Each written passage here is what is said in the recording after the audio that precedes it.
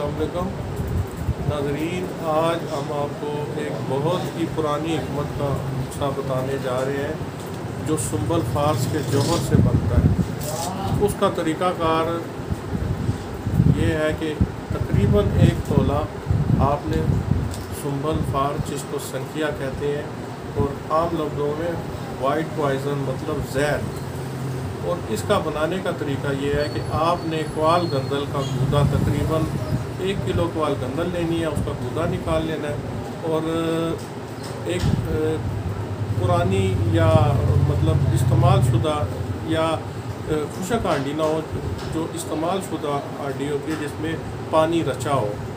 मतलब खुशक आंडी अगर आप नहीं लेते हैं तो उसको पानी में डिप करके जब वो सही पानी चूस ले तो इसका काम के लिए आपने इस्तेमाल करनी है।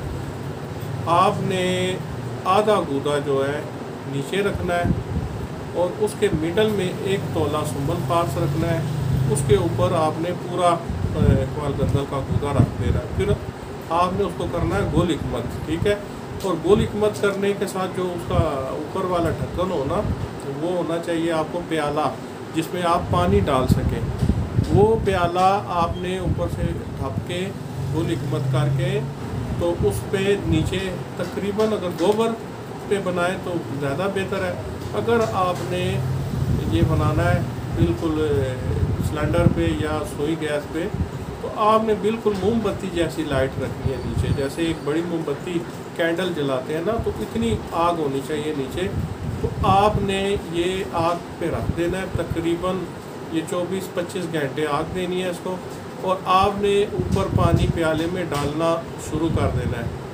वो जब पानी गर्म होके उबल के भाप बन के कम होता जाए, आप पानी डालते जाए, कम होता जाए, डालते जाए। तकरीबन 25 घंटे आपने उसको आग देनी है और आग जो हो वो बिल्कुल मिडल में होनी चाहिए, जो जहाँ पे आपने सुंबल फार्स रखा हो।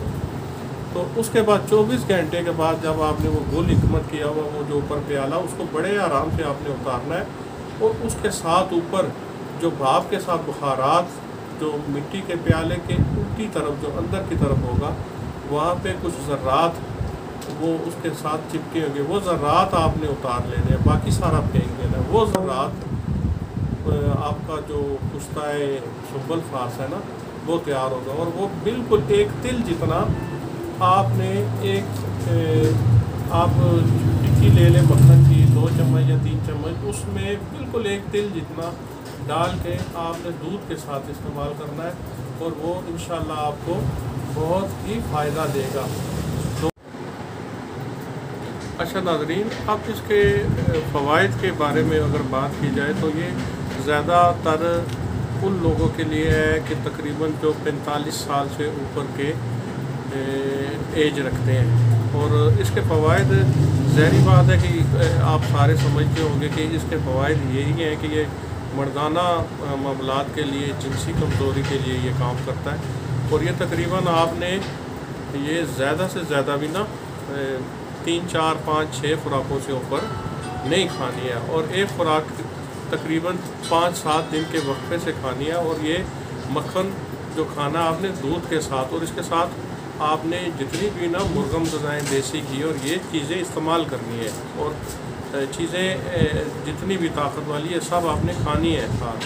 और इसके इंशाल्लाह पुरानी हिकमत है, पुरानी उस्तादुल इकमा का नुस्खा है ये, और ये बहुत ही मुफीद है। लेकिन इसमें एक ध्यान लाजमी है कि ये जो ऊपर ढक्कन के साथ बुखारात उड़ के जो लग जाते हैं, ये बुखारात बिल्कुल पाउडर बने होंगे और चांदी की तरह हल्का हल्का चमक मार रहे होंगे, ठीक है जी।